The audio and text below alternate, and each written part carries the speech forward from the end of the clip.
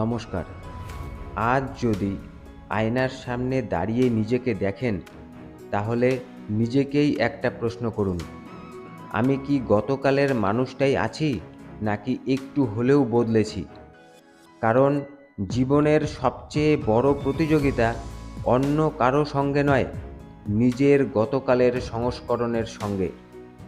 অন্যের সাফল্য দেখে নিজের মূল্য বিচার করতে গেলে সবসময়ই কিছু না কিছু কম মনে হবে, কিন্তু নিজের পথের দিকে তাকালে বুঝবেন যে কাজ একসময় অসম্ভব লাগতো, আজ সেটাই আপনার কাছে স্বাভাবিক।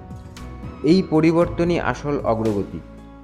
প্রতিদিন বড় সাফল্য আসে না, কখনো শুধু একটি ভালো সিদ্ধান্ত, একটি নতুন অভ্যাস কিংবা একটি ভুল কম করা, এসবই আপনাকে একটু একটু করে এগিয়ে দেয়। বাইরে থেকে এগুলো ছোট মনে হলেও ভবিষ্যতের বড় পরিবর্তনের ভিত্তি এগুলোই তৈরি করে। তাই প্রতিদিনের শেষে অন্য কারো জীবনের সঙ্গে নয়, নিজের গতকালের সঙ্গে হিসেব করুন।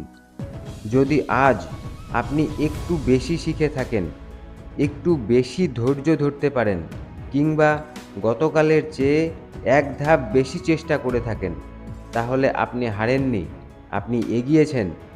মনে রাখবেন, ধীরে হলেও যে মানুষ প্রতিদিন নিজের সীমা অতিক্রম করে, সময়ের সঙ্গে সেই মানুষই অসাধারণ হয়ে ওঠে। ধন্যবাদ।